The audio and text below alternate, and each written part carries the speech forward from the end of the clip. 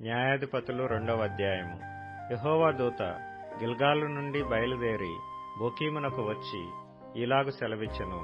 నేను మిమ్మును ఐగుప్తులో నుండి రప్పించి మీ పితరులకు ప్రమాణం చేసిన దేశమునకు మిమ్మును చేర్చి నీతో చేసిన నిబంధన నేనెన్నడనూ మీరను.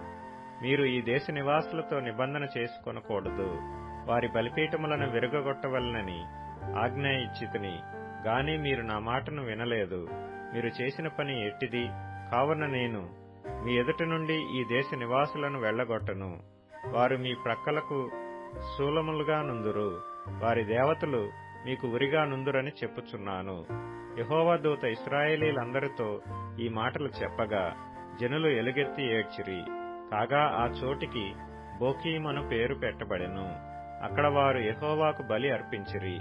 యెహోషువ జనులను వెళ్లనంపినప్పుడు ఇశ్రాయేలీలు దేశమును స్వాధీనపరచుకొనుటకు తమ స్వాస్థ్యములకు పోయిరి. యెహోషువ దినములన్నిటను యెహోషువ తరువాత ఇంక బ్రతికిన వారై యెహోవా ఇశ్రాయేలీల కొరకు చేసిన కార్యములన్నిటినీ చూసిన పెద్దల దినములన్నిటను ప్రజలు యెహోవాను సేవించుచూ వచ్చిరి.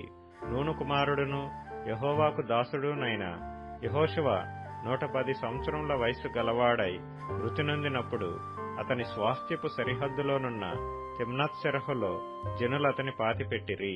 అది ఎఫ్రాయిమీల మన్యమందలి గాయషు కొండకు ఉత్తర దిక్కుననున్నది. ఆ తరము వారందరూ తమ పితరుల యొద్దకు చేర్చబడిరి. వారి తరువాత యెహోవానైనను ఆయన ఇశ్రాయేలీల కొరకు చేసిన కార్యములనైనను ఎరుగని తరమొకటి పుట్టగా ఇశ్రాయేలీలు యెహోవా కన్నుల ఎదుట కీడు చేసి ఐగుప్తు దేశములో నుండి వారిని రప్పించిన తమ పితరుల దేవుడైన యెహోవాను విసర్జించి బయలుదేవతలను పూజించి తమ చుట్టూనుండు జనుల దేవతలలో ఇతర దేవతలను అనుసరించి వాటికి నమస్కరించి యెహోవాకు కోపము పుట్టించిరి. వారు యెహోవాను విసర్జించి బయలును అష్టారోతును పూజించిరి. కాబట్టి యెహోవా కోపాగ్ని ఇశ్రాయేలీల మీద మండెను. ఆయన దోచుకుని వారి చేతికి వారిని అప్పగించెను. వారు ఇశ్రాయేలీలను దోచుకొనిరి. ఆయన వారి చుట్టూనున్న వారి శత్రువుల చేతికి వారిని అప్పగించెను. గనుక వారు తమ శత్రువుల ఎదుట నిలవలేకపోయిరి. యెహోవా వారితో చెప్పినట్లు యెహోవా వారితో ప్రమాణము చేసినట్లు వారు పోయిన ప్రతి స్థలమున వారికి బాధ కలుగు చేయుటకు యెహోవా వారికి శత్రువాయెను. గనుక వారికి మిక్కిలి ఇబ్బంది కలిగెను.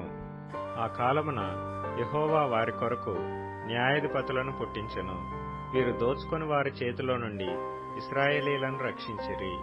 అయితే వారు ఇంక న్యాయాధిపతుల మాట వినక తమ పితరులు యెహోవా ఆజ్ఞలను అనుసరించి నడిచిన మార్గము నుండి త్వరగా తొలగిపోయి ఇతర దేవతలతో వ్యభిచరించి వాటికి నమస్కరించిరి. తమ పితరులు ఆ ఆజ్ఞలను అనుసరించినట్లు వారు నడవకపోయిరి.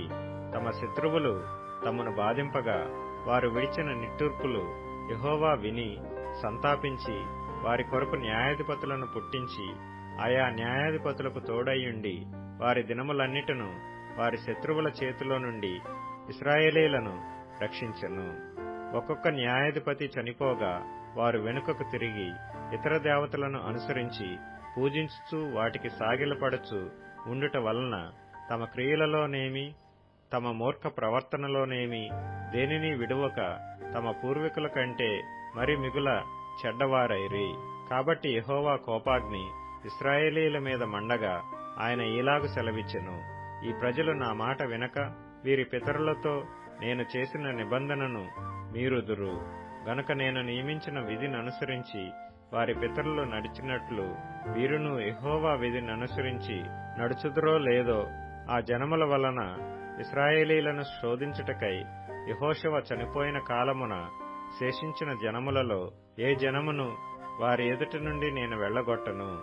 అందుకు యెహోవా ఆ జనములను యెహోషువ చేతికి అప్పగింపకయు శీఘ్రముగా వెళ్లగొట్టకయు మాని వారిని ఉండనిచ్చెను.